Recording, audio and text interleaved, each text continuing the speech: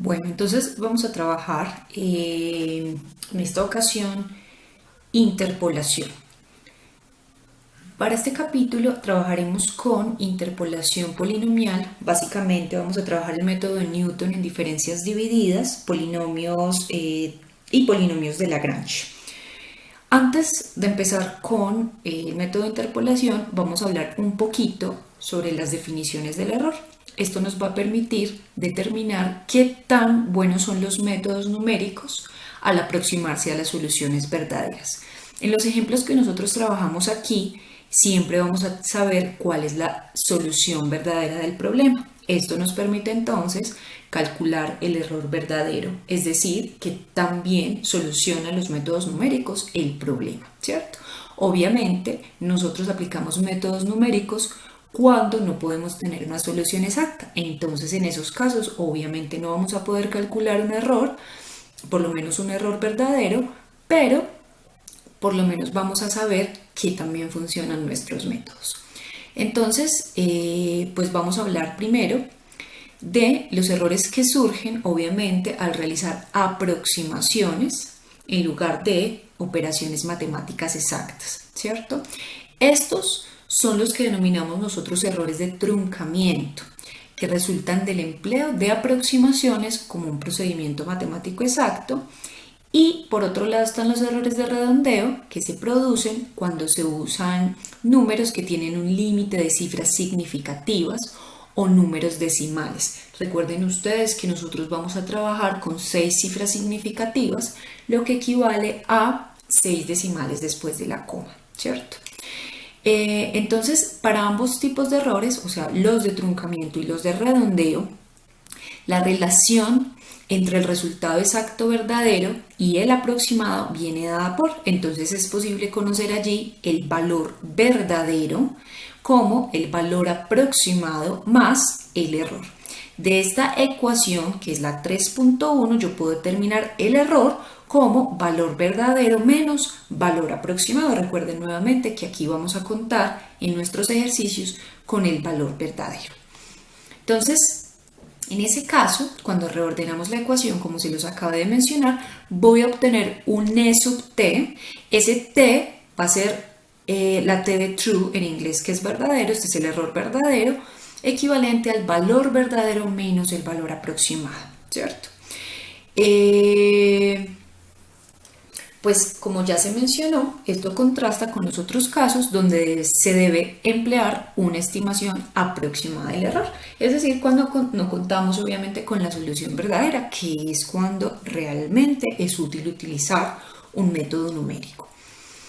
Ahora, una desventaja de esta definición que acabamos de ver es que no toma en consideración el orden de la magnitud del valor que se está estimando. Es decir, que, por ejemplo, un error de 1 centímetro va a ser mucho más significativo si se está midiendo un remache en lugar de un puente, porque pues obviamente hacer un remache un objeto más pequeño, un error de 1 centímetro va a ser bastante evidente, mientras que en un puente que tiene kilómetros o metros de distancia, 1 centímetro no va a ser tan significativo. Entonces ese es el problema de la definición del error que acabamos de ver, no se estima la magnitud, ¿cierto? Pero lo que yo puedo hacer es tomar en cuenta las magnitudes de las cantidades que quiero evaluar y normalizar el error respecto del valor verdadero. Básicamente es dividir esa cantidad entre el valor verdadero.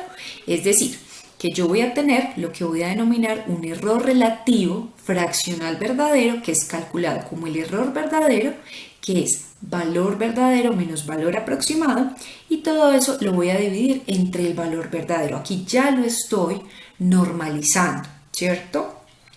Entonces, ya cuando yo lo multiplique por el 100%, observen ustedes que esto lo que hace es eliminar las magnitudes, en este caso, si hablamos de un centímetro, de centímetros en un remache de un puente, pues los centímetros de acá se irán con los centímetros de acá y nuestra cantidad ya estará dada en términos porcentuales, lo cual hace que ya tenga un error que no depende de la magnitud de la cantidad que yo esté midiendo, ¿cierto? Es mucho más significativo y lo voy a poder medir en términos porcentuales. Entonces ya voy a obtener la definición del error. Entonces vamos a escribir acá esta definición. Entonces nuestro error relativo porcentual es con el que nosotros vamos a trabajar todo el tiempo. Va a estar dado por el valor verdadero menos el valor aproximado, y todo esto sobre el valor verdadero multiplicado por el 100%. Entonces, este error relativo porcentual es el que nosotros vamos a trabajar de aquí en adelante, y en la mayoría de ejercicios que hagamos siempre vamos a estar calculando este tipo de error. Miremos un ejemplo sencillo. Entonces, nuevamente pensemos en dos magnitudes, ¿cierto? Tenemos que medir la longitud de un puente y la de un remache. Se obtiene entonces que la longitud del puente es de 9.999 centímetros y la longitud del remache es de 9 centímetros. Sabemos que los valores verdaderos son 10.000 y 10 centímetros respectivamente, ¿cierto? Entonces, esta es la aproximación que obtuvimos con algún método aproximado y esta es la verdadera. Con eso vamos a calcular entonces el error verdadero, vamos a calcular el error relativo porcentual verdadero en cada uno de los casos. Entonces, observemos lo siguiente.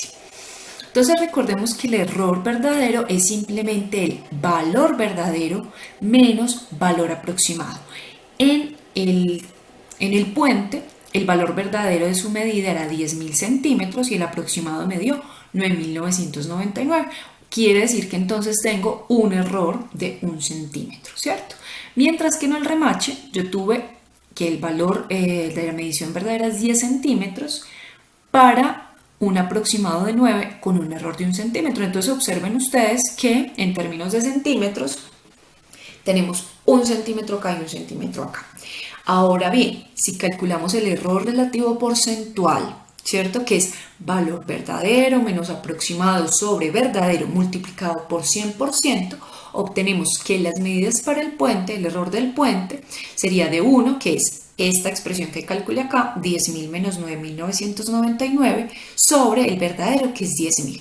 Por 100% me da un error relativo porcentual del 0.01%, que es un error que uno podría considerar pequeño, ¿cierto? Eso depende de la aplicación que estemos realizando. Ahora bien, para el remache, el error relativo porcentual es de 1, que es 10 menos 9, verdadero menos aproximado, sobre verdadero por 100, que me da 10%.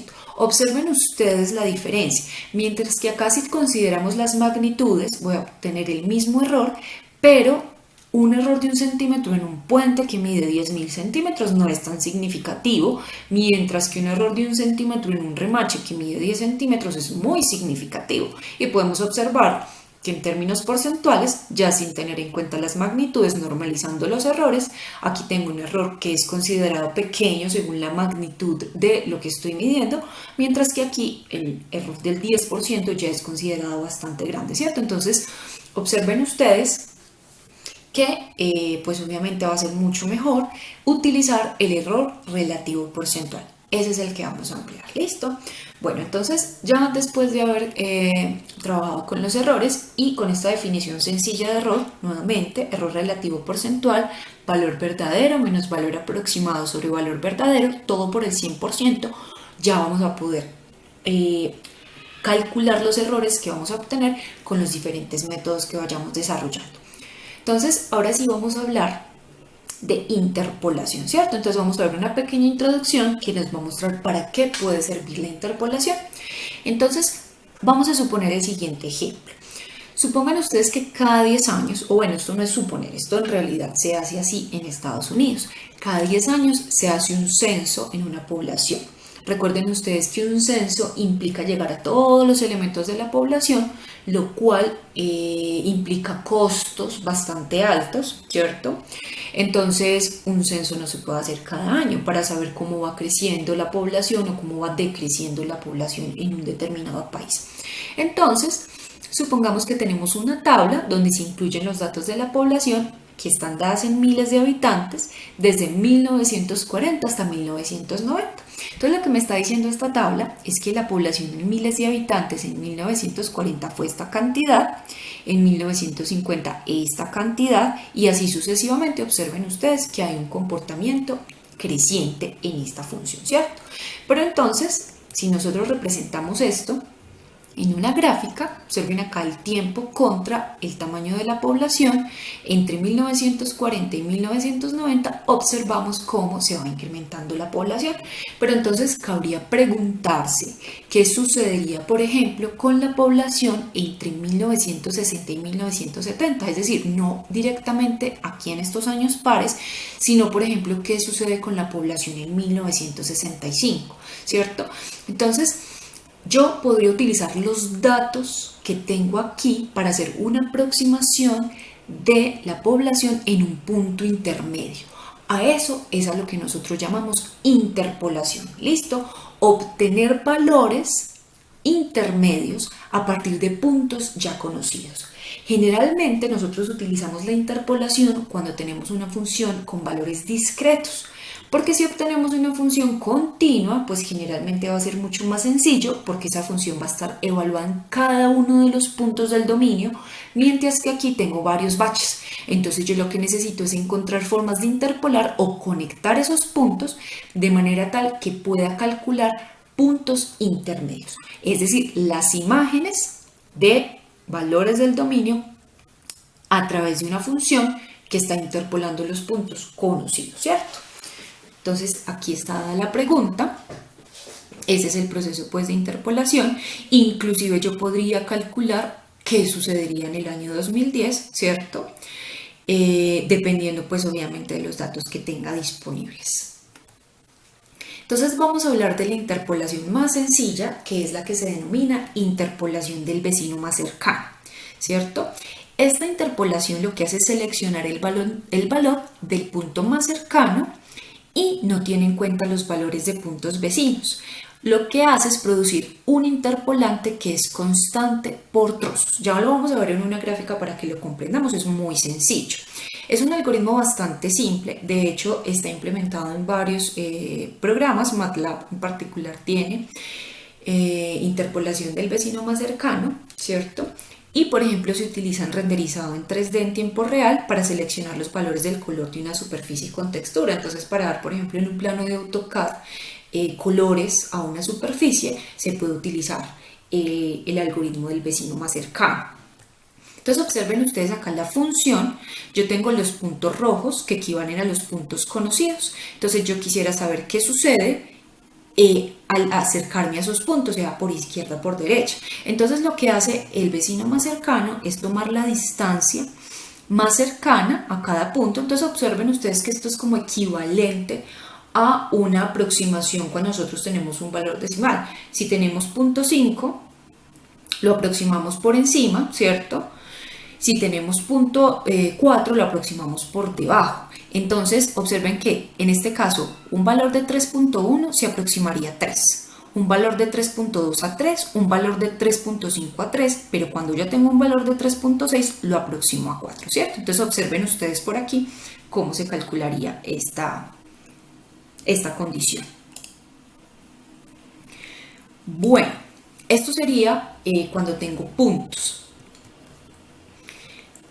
En una cuadrícula 2D uniforme, en este caso los puntos negros son los puntos conocidos y en cada caso, cada celda de color indica el área en la que todos los puntos tienen el punto negro en la celda como su punto negro más cercano. Eso quiere decir que cada cuadradito de estos implica que todo punto que se aproxime acá es el vecino más cercano a esto y todo se pinta de verde. Entonces obtenemos una cuadrícula. Bueno, entonces por ejemplo, aquí tenemos un mapa 3D para un conjunto dado de puntos en un espacio, ¿cierto? Vamos a hablar de un diagrama de Voronoi, que es una descomposición del espacio en celdas, una para cada punto dado, de modo que en cualquier lugar del espacio el punto dado más cercano está dentro de la celda. Entonces observen ustedes los puntos, ¿cierto? Y acá se mide la distancia de cada punto más cercano. Entonces, como este es un mapa 3D, observen la figura tan bonita que se forma. Esta figura está hecha a partir del algoritmo del vecino más cercano, ¿cierto? Lo que hace es simplemente asignar el valor de la función en el punto dado a todos los puntos que están dentro de la celda, ¿cierto? Las figuras del lado derecho muestran por color la forma de la celda de un conjunto de puntos que está puestos allí de manera aleatoria. Bueno, después de estos, que son los métodos más sencillos, el método del vecino más cercano, vamos a comenzar con el método de interpolación polinomial. Entonces, con frecuencia nos vamos a encontrar con que tenemos que estimar valores intermedios entre datos que están definidos por puntos, ¿cierto? Como lo vimos en la gráfica del censo.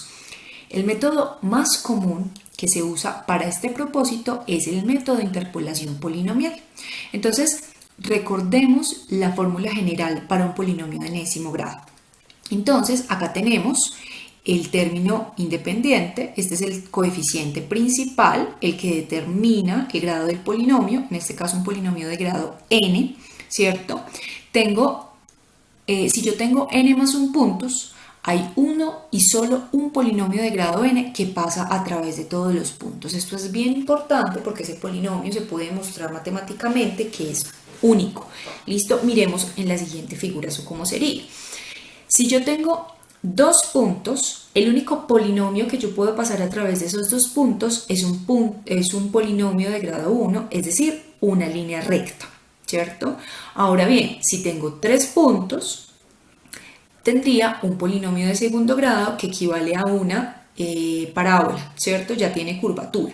Entonces, en ese orden de ideas, aquí tendría que n más 1 es igual a 2, lo que implica que puedo hallar un polinomio de grado 1, que es una función lineal, ¿cierto? Una línea recta.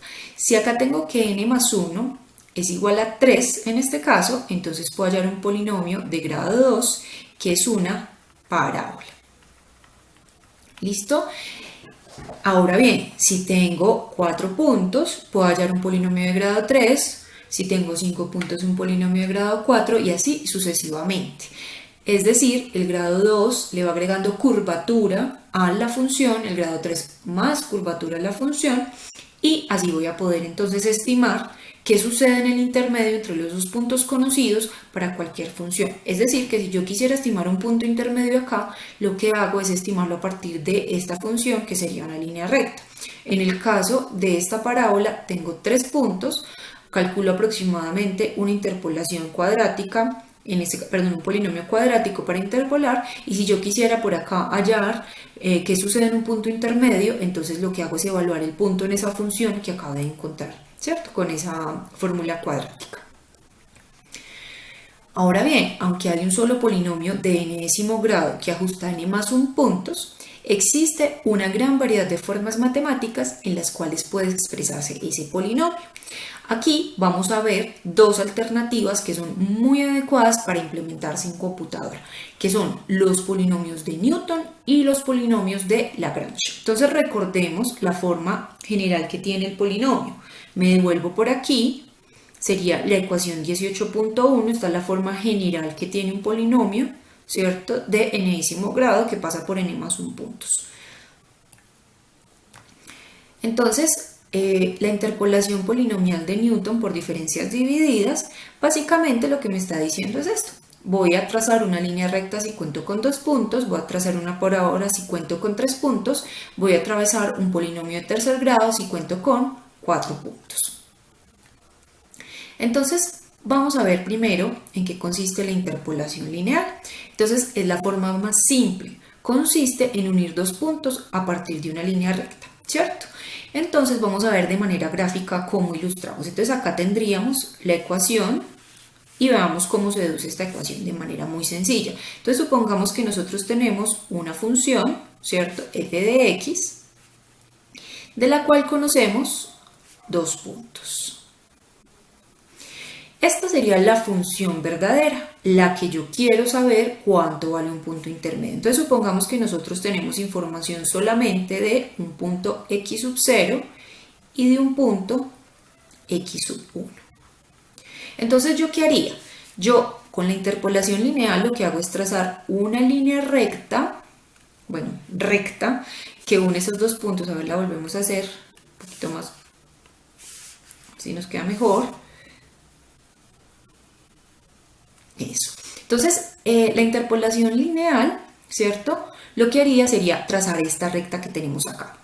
Entonces, si yo quisiera estimar un punto intermedio por acá, digamos un punto desconocido X, entonces yo lo que haría sería evaluar la imagen aquí, ¿cierto? Entonces, yo en el punto X sub 0 conozco cuánto vale la función en X sub 0. En el punto X sub 1 también sé cuánto vale la función en ese punto, es decir, son los únicos valores realmente conocidos. Y a partir de estos dos valores, yo trazo una línea que me permita saber. Obviamente observen ustedes la distancia que hay desde el punto, que está calculado con la interpolación lineal que une esas dos rectas, y el valor verdadero que tendría que estar por acá, ¿cierto? Pero entonces vamos a ver cómo se deduce esta función. Entonces por acá tendría una función que voy a llamar f sub 1 de x, que básicamente está constituida por esta línea recta. Entonces, si recordamos, yo por acá puedo trazar un triángulo rectángulo y yo podría calcular entonces la pendiente de esa recta, ¿cierto? La pendiente de esta recta que tenemos acá va a estar dada por la distancia que hay de aquí hasta acá, que viene dada por f en x1 menos f en x0, que es la distancia de acá hasta acá, y eso lo voy a dividir entre la distancia que hay o lo que se mueve la recta en esto que sería la distancia que hay entre x1 y x0. Entonces x1 menos x0, ¿cierto? Ahora bien, si yo quiero estimar esto por semejanza de triángulos, entonces lo vamos a colocar por acá de otro color, yo podría estimarlo a partir de este triángulo que tengo acá, ¿cierto? Entonces, ¿qué obtendría yo? En este caso, esta distancia vendría dada por lo que valga la función nueva f1 en x menos f en x sub 0, y todo eso dividido entre la distancia que hay entre x y x sub 0, ¿cierto? Ahora bien, estas dos condiciones, que serían para hallar este y este punto, son iguales por la semejanza de triángulos. Entonces de aquí resulta esta ecuación que yo tengo por aquí, que es la ecuación que me permite calcular la interpolación lineal. Entonces, ¿yo qué es lo que necesito calcular? Yo necesito calcular el valor de la función en un punto X, ¿cierto? Entonces, observen ustedes, aquí estaría gráficamente lo que yo intenté hacer ahorita.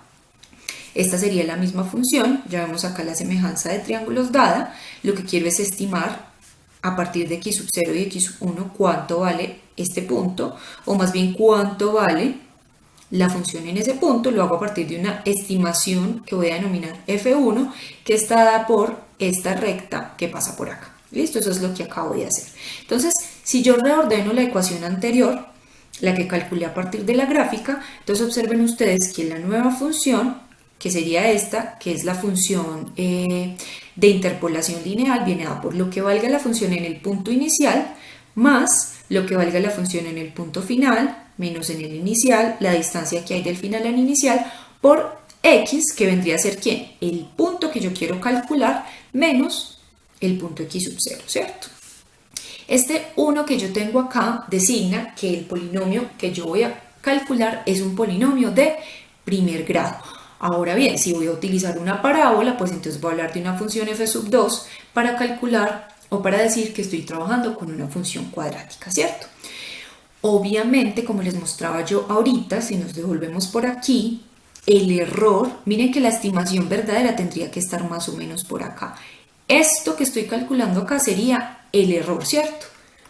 El error va a ser bastante grande a medida que estos dos puntos estén más lejanos. Si yo este punto x1 lo corro más y ya hago otra estimación, pues obviamente se va a acercar mucho más y el error va a tender a disminuir a medida que la distancia entre estos dos puntos es más pequeñita. Entonces vamos a hacer un problema muy sencillo. Vamos a estimar el logaritmo natural de 2 mediante interpolación lineal. Lo primero es que vamos a realizar el cálculo por interpolación entre logaritmo natural de 1 que es igual a 0 y logaritmo natural de 6. Es decir, yo tengo valores entre 0 y 6, tengo el estimado, perdón, de 1 y de 6 y voy a calcular cuánto vale el logaritmo natural de 2. Entonces, en nuestro caso, yo tendría que el punto inicial x sub 0 es igual a 1, ¿cierto? De donde f de x sub 0 equivale a logaritmo natural de 0, perdón, logaritmo natural de 1, logaritmo natural de 1, que es igual a 0, y tengo un punto x sub 1 que equivale entonces a 6. Este sería f de x sub 1, que viene a por logaritmo natural de 6, que me lo están entregando, es 1.791759. Entonces yo quiero estimar un punto intermedio x que es igual a 2. Y quiero saber entonces cuánto vale el logaritmo natural de 2, sin tener obviamente una calculadora, solamente teniendo y conociendo que estos dos. Entonces, ¿qué voy a hacer? Voy a trazar una línea recta entre 0 y 1.79 y voy a calcular cuánto vale el logaritmo natural de 2. Posteriormente voy a calcular el error relativo porcentual para ver cuánto se desvía eso del valor original. Voy a colocar por acá el logaritmo natural de 2. Mírenlo, aquí ya lo tenemos. Logaritmo natural de 2 es 0.69314772, lo que me va a permitir calcular el error relativo porcentual, ¿cierto? Entonces, vamos a calcular con la interpolación lineal cuánto valdría el logaritmo natural de 2. Entonces, recuerden ustedes, en este caso, la función f1 de x viene dada por f en x sub 0, más lo que valga la función en x sub 1 menos la función en x sub 0 dividido entre x sub 1 menos x sub 0, la distancia que hay entre estos dos puntos, por x menos x sub 0, ¿cierto? Ya vimos cómo dedujimos esta fórmula de acá. Entonces, f en x sub 0 equivale a 0 más f en x sub 1, que es 1.791759, menos f en x sub 0, que es 0, todo esto dividido entre x1 menos x0, es decir, 6 menos 1, y multiplicado por x, que en nuestro caso es 2, ¿cierto? Lo que queremos calcular. Entonces, por 2 menos x sub 0, que es igual a 1. Esto, entonces, haciendo esta operación, esto sería igual a 0.3583 75 9, 0.358375 9, ¿cierto? Y disculpen la escritura. Listo, esta sería la estimación. Observen ustedes que el valor verdadero es 0.69, está bastante desfasado. Miremos cuánto se desfasa. Entonces, el error relativo porcentual sería igual entonces al valor verdadero menos aproximado. Valor verdadero, 0.69314772 menos el aproximado que me dio 0.358375.9, todo sobre el valor verdadero 0.69314772, y todo esto por el 100%. Esto sería igual entonces a 48.3%. Observen ustedes lo grande que es ese error, ¿cierto? Pero eso viene dado porque entre 1 y 6 hay una distancia bastante grande. Entonces, pretender aproximar una función logarítmica, que es una función con una curvatura, por medio de una función lineal, pues la diferencia que hay entre la original y la verdadera, entre la verdadera y la aproximada, pues va a ser bastante grande. Miren, prácticamente me equivoqué en la mitad, ¿cierto? Vamos a repetir el procedimiento, pero vamos a utilizar un intervalo más pequeñito que va a estar dado entre 1 y 4, ¿cierto? Entonces ya ustedes lo pueden mirar. Bueno, aquí tienen entonces la solución del ejercicio. Esta primera parte pues fue lo que acabamos de calcular, el error relativo porcentual 48.3%. Ahora bien, si hacemos un intervalo más pequeño que vaya desde 1 hasta 4, vamos a obtener una aproximación de 0.4620981. Observen ustedes que este se aproxima un poco mejor al valor verdadero, que es 0.6931, ¿cierto? Y observemos pues que el error relativo porcentual para este caso, que ustedes lo pueden calcular, es 33.3%. Eso quiere decir que a medida que el intervalo se reduce, pues también se reduce el error, ¿cierto? Cuando tenemos una aproximación lineal. Vamos a ver esto en una figura. Entonces, aquí obtenemos. Observen ustedes, la línea negra en este caso representa la función logaritmo natural. Observen ustedes que tiene una curvatura. En este caso, entre 0 y 6 tengo la primera aproximación, que sería esta de acá, y este valor sería la estimación lineal para el primer caso cuando tengo un intervalo entre 0 y 6. Observen ustedes toda la distancia que hay entre el valor verdadero y el aproximado, que me dio un 48 punto algo por ciento. En este caso, reduzco el intervalo de 0 hasta 4, que sería esta segunda aproximación que tengo aquí, por eso se llaman f1 de x, y la estimación pues se acerca un poco más al valor verdadero y ya tiene un error del 33.3%. Entonces observen ustedes aquí gráficamente lo que acabamos de hacer en el ejercicio.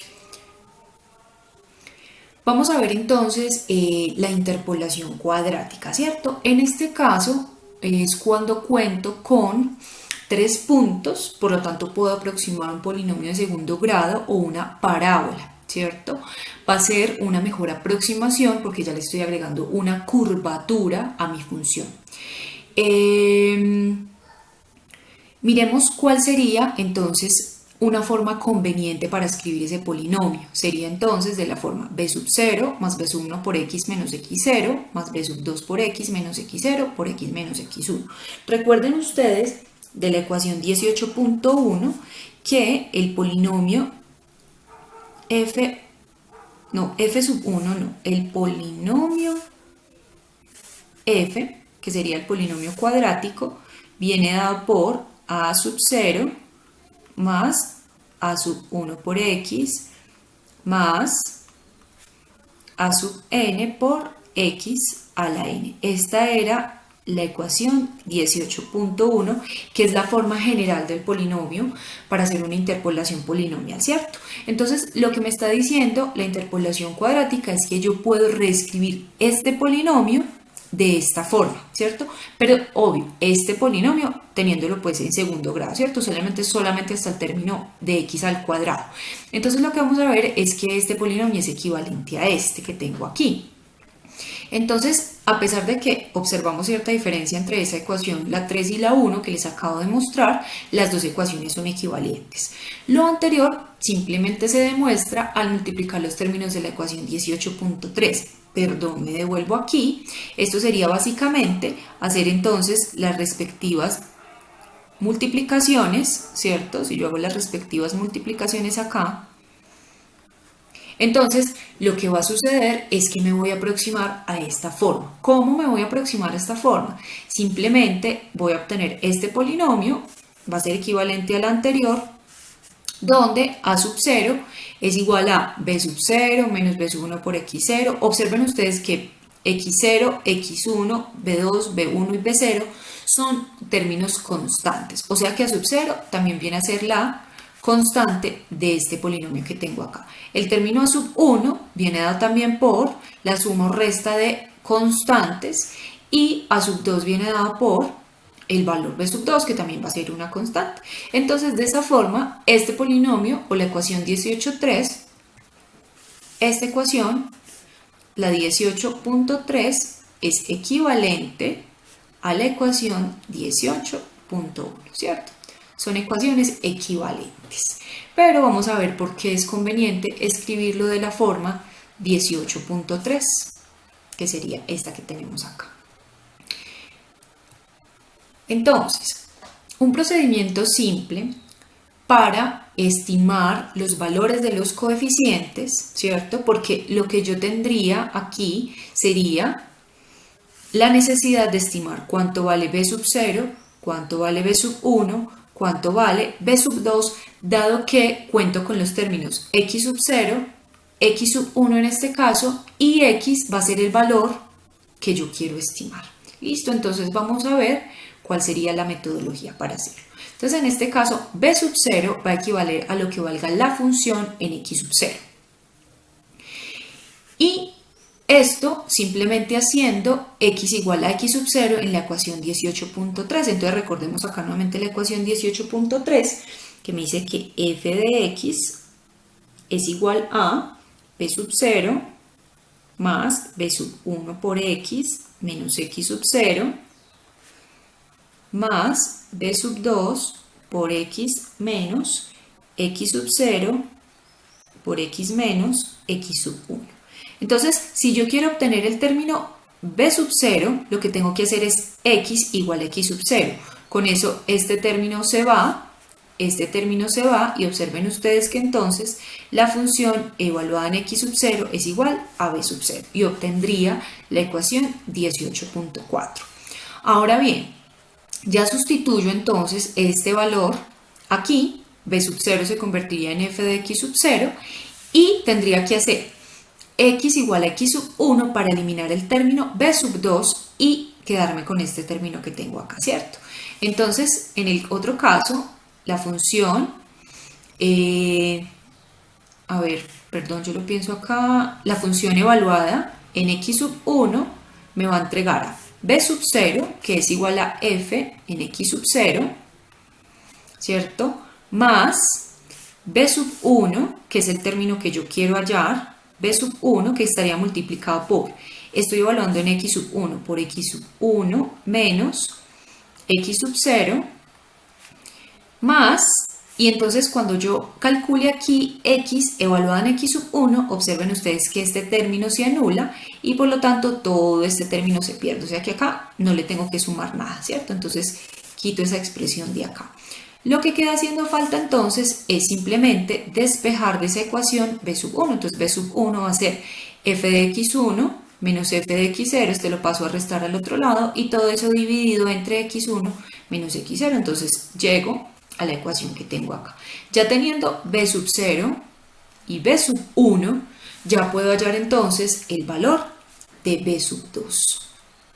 Entonces, el valor de b sub 2 vendría dado por esta condición, simplemente reemplazando b sub 1 y b sub 0 en la ecuación 18.3. Entonces, observen ustedes que este término que tengo acá equivale a b sub 1, entonces yo ya no lo voy a tener que volver a calcular, sino que simplemente tomo ese valor y lo reemplazo en esta fórmula. Eso sí, tengo que hacer el cálculo de estos tres valores. Entonces ya tengo las ecuaciones 18.6, 18.5 y 18.4 que me van a permitir calcular el polinomio cuadrático, ¿cierto?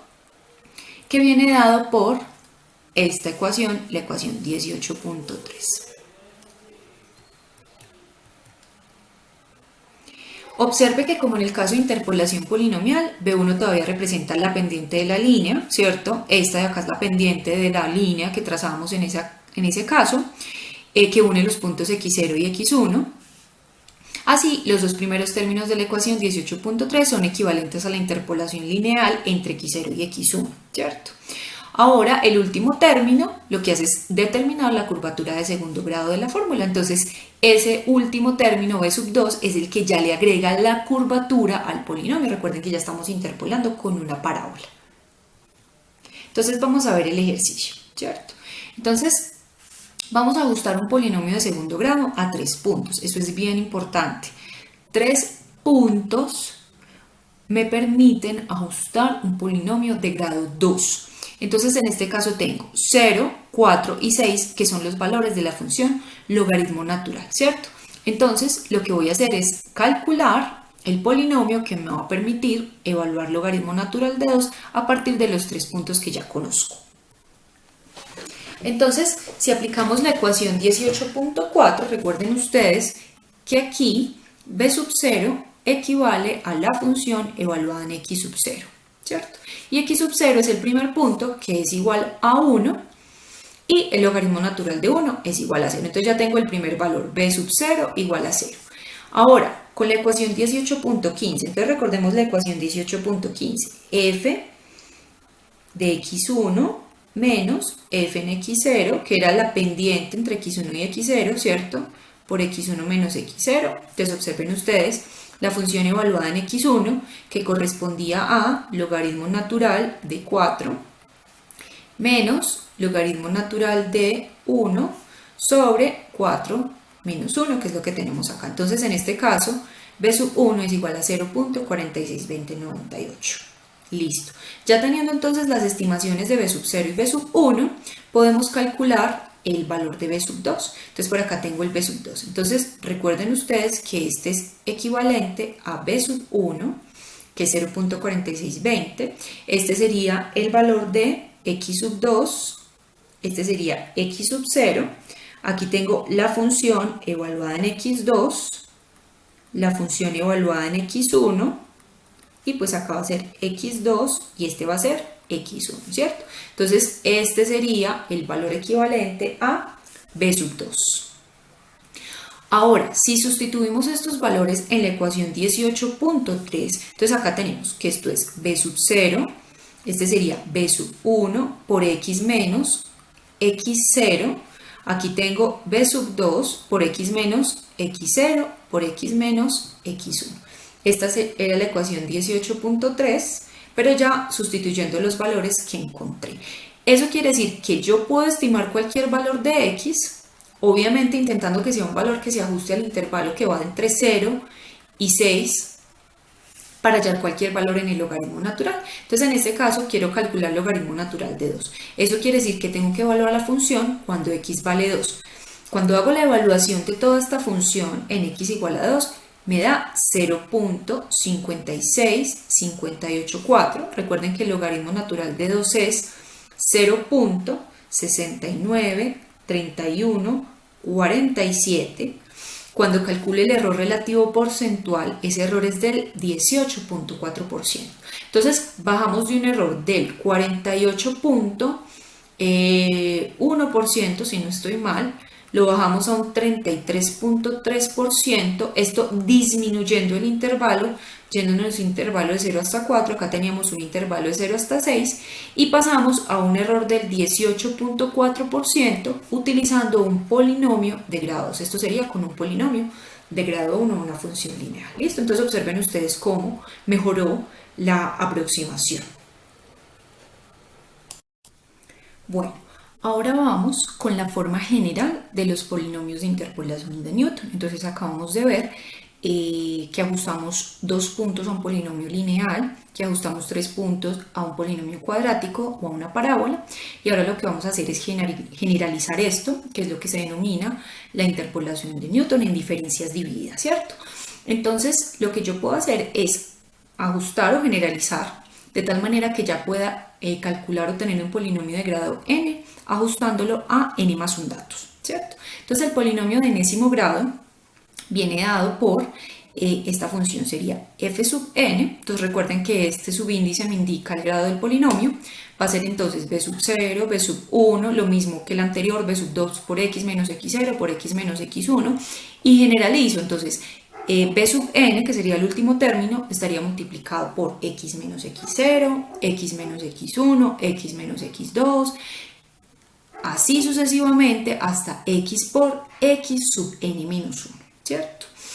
Entonces, lo que vamos a tener que hacer es calcular o mirar cómo evaluar los coeficientes 0, b sub 0, b sub 1 hasta el coeficiente b sub n. Entonces, para un polinomio de enésimo grado vamos a requerir n más 1 puntos, ¿cierto? Esos puntos van a venir dados por x0, f de x0, x1 y su imagen, x sub n y su imagen. Es decir, como pares ordenados. Usamos esos datos y las siguientes ecuaciones para evaluar los coeficientes. Entonces, b sub 0 va a ser lo que valga la función en el punto x0. b sub 1 va a ser lo que valga la función entre x1 y x0. Como nosotros lo habíamos calculado, esto será entonces la pendiente. Recuerden que b sub 1 representa el polinomio lineal o la pendiente entre x1 y x0, ya sabemos cómo calcularlo, ¿cierto? B sub 2 viene dado entonces con el que ya se genera la curvatura, que tiene en cuenta lo que vale b sub 1, lo que vale b sub 0, y entonces voy a tener que calcularlo a partir de los valores de x2, x1 y x0. Y el valor n-ésimo se va a calcular a partir del valor n-ésimo hasta el valor x sub 0. Ya vamos a ver cómo vamos a hacer el cálculo de todos estos coeficientes. Entonces, Las evaluaciones de la función que están colocadas entre paréntesis, no, entre corchetes, es lo que vamos a denominar las diferencias divididas finitas, ¿cierto? Por ejemplo, la primera diferencia dividida finita en forma general se representa como esta. Entonces miren acá. Si yo tengo esto, supongamos que quiero calcular la primera diferencia finita de una ya conocida, que sería entre x1 y x sub 0, ¿cierto? Entonces, esto va a ser simplemente lo que vale la función en x sub 1 menos lo que vale la función en x sub 0 sobre x sub 1 menos x sub 0. Es decir que esta diferencia finita, que toma solamente dos términos acá, me va a permitir calcular las pendientes que hay entre cada par de puntos. Entonces yo puedo calcular una diferencia finita entre x1 y x0, otra entre x1 y x2 y así sucesivamente dependiendo del número de puntos que tenga. Ahora, la segunda diferencia dividida finita, que representa las diferencias de las dos primeras diferencias divididas, se expresa de manera general. Entonces, cuando ya tengo un polinomio de segundo grado, esto sería para calcular b sub 1, ¿cierto? Esto sería para calcular b sub 2, que necesito tres términos. Entonces, lo que hago es utilizar, por ejemplo, en estos tres valores, supongamos que queremos calcular la diferencia dividida entre x2, x1 y x0. Recuerden ustedes que cuando calculamos b sub 2 lo hicimos como f de x2 menos f de x1 sobre x2 menos x1. A eso le restamos f de x1 menos x0, perdón. Este era f de x1 menos f de x sub 0 sobre x1 menos x0, acá veo un error, esto sería x sub 1, y todo eso lo dividimos entre x sub 2 menos x sub 0. Recuerden que este era el valor de x sub 2. Entonces, si voy a calcular la diferencia, la segunda diferencia dividida entre x2 y x1 va a ser la diferencia dividida entre x2 y x1 menos la diferencia dividida entre x1 y x0, todo esto entre x1, entre x2 menos x0, ¿cierto? Entonces, si ustedes se fijan, la diferencia dividida entre x2 y x1 va a ser f de x2 menos f de x1 sobre x2 menos x1, o sea que esto que tengo aquí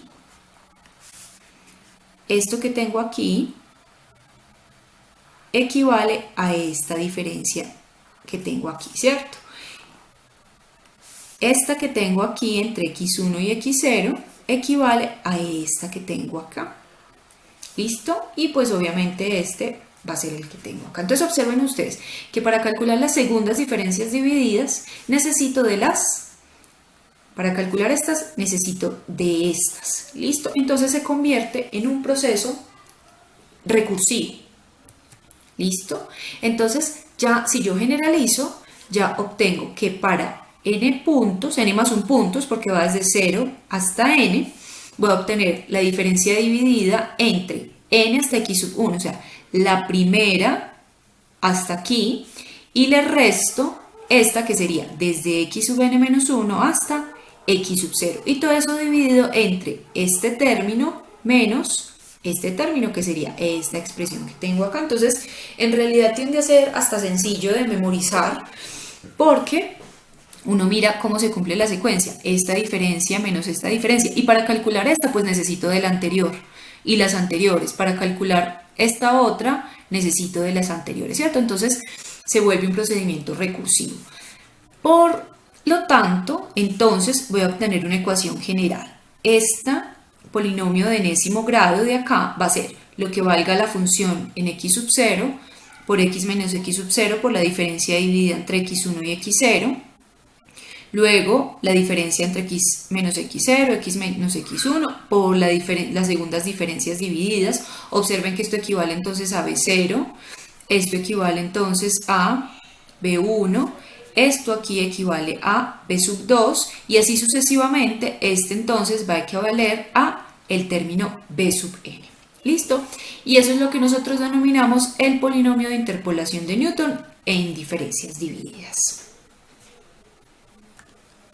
Aquí observamos la naturaleza recursiva de las diferencias divididas. Entonces, yo parto de unos puntos. Si tengo en este caso 4 puntos, voy a obtener un polinomio de grado 3, ¿cierto? Voy a obtener un polinomio de grado 3. Entonces, tengo 4 puntos, tengo sus respectivas imágenes. Con estas voy a obtener entonces las primeras diferencias divididas. F de x1, x0, de x2, x1, de x3, x2. Eso me va a permitir calcular entonces los coeficientes de b sub 2. Esto me permite calcular el primer coeficiente. De aquí recuerden que f de x sub 0 equivale a b sub 0.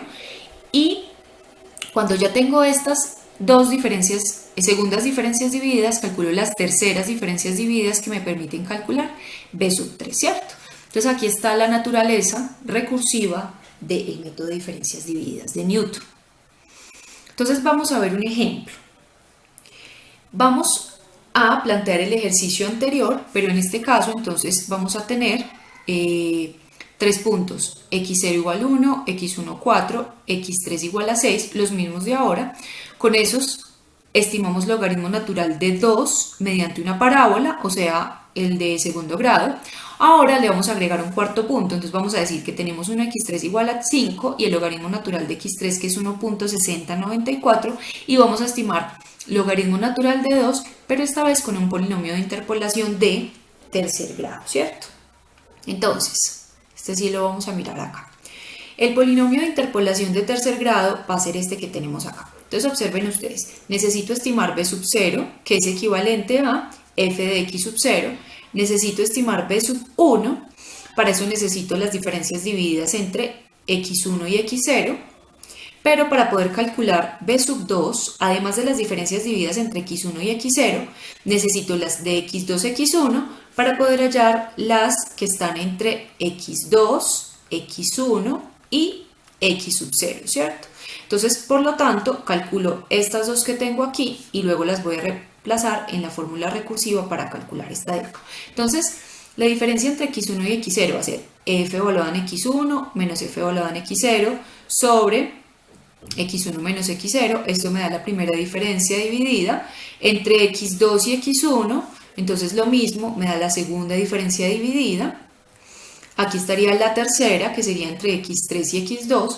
Ustedes dicen, bueno, ¿y para qué calculo esta si no la necesito en la segunda? Pero por la recursividad, para la tercera, que es para calcular b sub 3, se va a necesitar llegar a esta para calcular la anterior y así sucesivamente. Entonces acá tengo el valor que me entregaría, ¿cierto? Esto sería la función en x3 menos la función en x2 sobre x3 menos x2. ¿Listo? Ahora voy a calcular las segundas diferencias divididas. Entonces, en este caso, recuerden que para esta que necesito la diferencia dividida entre estas dos, es decir, entre x2 y x1, que las acabé de calcular en el paso anterior. Luego, la diferencia entre x1 y x0, esta sería f de x1 menos x0 sobre x2 menos x0. Entonces, sobre x2 menos x sub 0. Aquí tengo entonces este valor. La segunda diferencia dividida lo mismo. La diferencia dividida entre x3 y x2, que será esta que tengo aquí. La diferencia dividida entre x2 y x1, que es esta que tengo aquí. Si ustedes pueden ir revisando los cálculos anteriores. Sobre x3 menos x2, que sería 5 menos 4, ¿cierto? Por último, entonces con estas dos que tengo aquí puedo calcular las diferencias de acá, que serían la que está entre 3, 2, 1, o sea, f de x3, x2 y x1, menos la diferencia entre x2, x1 y x0, y esto sobre x3 menos x sub 0. Entonces acá obtengo la diferencia dividida entre x3, x2, x1 y x0. ¿Listo? Que me permite calcular el coeficiente b sub 3. Entonces, en ese orden de ideas, recordemos que esta sería la diferencia dividida para calcular b sub 1. esta me entrega b sub 2 y esta última me entrega b sub 3. Que las otras que calculé con estos valores me permitieron calcular las siguientes, ¿cierto? Y pues b sub 0 equivale a f en x sub 0, que era igual a 0. Entonces aquí está b sub 0, b sub 1, que es esta diferencia dividida entre x1 y x0, este sería b sub 2 y este de acá sería b sub 3. Este sería x menos x0, perdón, x menos x, sí, x menos x0, x menos x0, menos x1, menos x0, x1 y x2 acá, ¿cierto? x0, x1 y x2 acá. Acá sería x0, x1 y este pues simplemente queda con x sub 0. Entonces ya tengo el polinomio de interpolación de tercer grado que me va a permitir calcular logaritmo natural de 2. Esta, por supuesto que tendrá que ser una mejor aproximación. Entonces si yo evalúo ese polinomio en 2, me entrega el valor 0.6287. Recuerden, logaritmo natural de 2 es igual a 0.693147. Por lo tanto, el error relativo porcentual fue del 9.33%. Eso implica una reducción bastante grande con respecto a las otras aproximaciones. Si observamos aquí gráficamente, esta estimación sería la interpolación con un polinomio de tercer grado, ¿cierto? Esta que tengo acá, la azulita. La negra es la real y observen ustedes cómo esta, que genera una curvatura mayor que la de segundo grado, me permite aproximarme y hacer que el error entre esas dos aproximaciones sea más pequeñito, solamente del 9.3%, ¿cierto? Entonces ahí está la estimación que me permitió calcular o hacer una interpolación con un error mucho más pequeño. Bueno, entonces vamos a trabajar el polinomio de interpolación de Lagrange. Básicamente el polinomio de interpolación de Lagrange es una reformulación del polinomio de Newton, pero evitando el cálculo de las diferencias divididas, ¿cierto? Se representa de manera concisa con la ecuación 1820 y la ecuación 1821. Entonces observen ustedes que aquí yo tengo unos términos L sub I de X por las imágenes de los puntos con los que cuento, ¿cierto? Esos valores de L sub I de X se calculan a partir de la fórmula 18.1 con esta productoria que tengo acá, ¿cierto? Entonces observen ustedes que el producto va desde J igual 0 hasta N, pero J siempre tiene que ser diferente de I, donde I es el valor que va aquí en esta sumatoria. Entonces vamos a mirar cómo utilizar estas dos fórmulas para calcular la versión lineal del polinomio de Lagrange. Entonces la versión lineal sería f sub 1 de x, ¿cierto? Cuando n es igual a 1. Entonces vamos a hacer el cálculo. Entonces, f sub 1 de x. Según la fórmula anterior, f sub 1 de x, perdón, me devuelvo aquí, sería igual a esta sumatoria, desde igual 0 hasta n. Entonces me voy desde igual 0, cuando igual 0, que sería este caso, tengo que calcular L sub 0 de x por la función evaluada en x sub 0 y le tengo que sumar hasta i igual 1, recuerden que n vale 1, entonces entre 0 y 1, más L evaluado en 1, perdón, L sub 1 de x por la función evaluada en x sub i, o sea, x sub 1. Entonces, miremos cómo vamos a calcular este con la fórmula del L. Entonces, si i es igual a 0, ¿cierto? Recuerden que en el producto J tiene que ser diferente de i, J diferente de i. Como J va hasta n, quiere decir que yo voy a tomar solamente J igual 1, ¿cierto? Entonces, ¿quién va a ser L sub 0 de x? L sub 0 de x va a ser x menos x sub j, pero sería 1, sobre x sub 0 menos x sub 1. Ese sería el primer término acá. No lo multiplico por nada porque la sumatoria va hasta 1, perdón, el producto va solamente hasta 1, solamente voy a obtener un único término. Y L sub 1 de x viene dado por la productoria entonces de x menos x sub j. Entonces, si es igual a 1 en este caso, J tiene que ser diferente de I y como la productoria va hasta N, entonces en este caso J solamente equivaldría a 0. Entonces voy a obtener X menos X0 sobre X1, que es el que estoy calculando, menos X sub J, que es igual a X sub 0. Entonces de acá yo ya obtengo el polinomio lineal, ¿cierto? Que sería este que tengo aquí, reemplazando L sub 0 por este valor y L sub 1 por este valor. Ahora bien, si yo tengo el polinomio de segundo grado, el polinomio de segundo grado, que sería la versión cuadrática, cuando n es igual a 2, entonces voy a obtener tres términos de la sumatoria, ¿cierto? Un L sub 0 de x por f en x sub 0 más un L sub 1 por f en x1 más un L sub 2 en x por f en x2. Entonces acá la cosa ya se vuelve un poquito más extensa porque ya tengo más términos y entonces para allá los L sub 0, L sub 1 y L sub 2 pues va a ser un poquito más grande. Entonces miremos cómo sería L sub 0. L sub 0 en x sería entonces, recordemos que es el producto desde j igual 0 hasta n, pero con j diferente de i. Entonces, en este caso, i vale 0, por lo tanto, j va a ser igual a 1, y como n vale 2, entonces también voy a obtener un término para j igual a 2, ¿cierto? Entonces va a ser, esto es x menos xj sobre xi menos xj. Recuerden que está la fórmula general. Entonces, cuando i vale 0, que es lo que tengo acá, voy a trabajar con i, j igual 1 y j igual 2, o sea que van a salir dos términos. Entonces voy a obtener x menos xj, pero xj para el primero sería j1 sobre x sub 0, que es el que estoy calculando, menos x sub 1. Y eso lo multiplico por el siguiente, que sería cuando j vale 2. Entonces x menos x2 sobre x0 menos x2, ¿cierto? Entonces este corresponde al término L sub 0 de x. ¿Quién sería L sub 1 de x? Entonces, en este caso, i vale 1, por lo tanto j puede ser 0 y j puede ser igual a 2, que es hasta donde va la sumatoria, ¿cierto? Entonces el primero va a ser x menos x0 sobre x1 menos x0, observen ustedes que x1 es el que estoy calculando, por x menos x2, que es lo que puede valer j aquí, sobre el que estoy calculando que es x1 menos x2.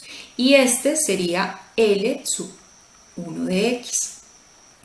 Y de la misma manera calculo L sub 2 de x, que básicamente me dice que i vale 2, por lo tanto j puede valer 0 y j puede valer 1. Entonces va a ser x menos x0 sobre x2 menos x0 por x menos x1 sobre x2 menos x sub 0. Entonces ya reemplazando, este sería L sub 2 de x, ya lo reemplazo entonces en esta fórmula de acá y obtendría el polinomio de segundo grado de Lagrange, ¿cierto? Entonces vamos a observarlo por aquí. Aquí está la deducción, observen ustedes aquí. Este sería el polinomio de primer grado, la versión lineal, esta de acá, y la versión de segundo grado, este es L sub 0 de x, L sub 1 de x y L sub 2 de x, que los acabamos de ver. Pues acabamos de ver cómo era que se calculaban, ¿cierto? Y estos valores que son conocidos por nosotros, estos dos que tenemos acá. Entonces miremos un ejemplo. Vamos a utilizar el polinomio de interpolación de Lagrange de primero y de segundo grado para evaluar el logaritmo natural de 2, basándonos en las tres imágenes que hemos trabajado en los últimos ejercicios, ¿cierto? Cuando x vale 1, x vale 4, x0, 1, x1, 4 y x2 igual a 6. Entonces, vamos a mirar. El primer grado, entonces recordemos aquí, L sub 0 en primer grado vendría dado por x, que en este caso es 2, menos x1, que es 4, sobre x0 menos x1, ¿cierto? Este sería el término equivalente a L sub 0. Y L sub 1 vendría dado por x menos x1 sobre x1 menos x sub 0 que tengo por acá. Y este sería el valor de la función en x0 y este sería el valor de la función en x1. Entonces 0.4620 sería la aproximación del logaritmo natural de 2. Eso implicaría un error relativo porcentual que ustedes van a calcular, ¿cierto? Como vemos aquí es grandecito porque recordemos que este es 0.693147, entonces está un poquito desfasado. Pero si calculo el polinomio de segundo grado, pues que ya va a dar una mejor aproximación, entonces aquí voy a calcular con el mismo L sub 0, con el mismo L sub 1 y con el mismo L sub 2. Ya ustedes revisan cuáles fueron los valores que se utilizaron. Es simplemente irlo reemplazando. Este es f en x sub 0, f en x sub 1 y f en x sub 2, ¿cierto? Eso me da 0.5658. También van a calcular el error relativo porcentual, que debe ser ya más pequeño, observando pues que ya nos aproximamos mucho a 0.69. De hecho, ambos resultados concuerdan con los que obtuvimos al utilizar interpolación de Newton. Recuerden que son dos métodos equivalentes, pero en este se evitan las diferencias divididas. ¿Listo? Bueno, eso es todo. Entonces, la próxima sección hablaremos de los splanes, que son otro método muchísimo más efectivo para hacer interpolación. Vamos a ver cómo se reducen drásticamente los errores.